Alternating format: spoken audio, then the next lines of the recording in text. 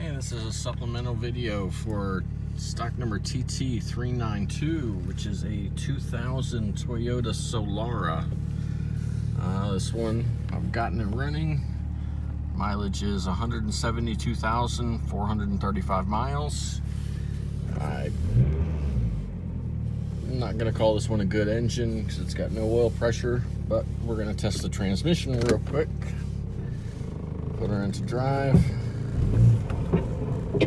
Moves forward, no problem.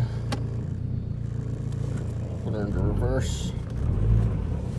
And she goes backwards, no problem. So, stock number TT392. That would be bad engine, good transmission, 2000 Toyota Solara for Lews Auto Service and Salvage.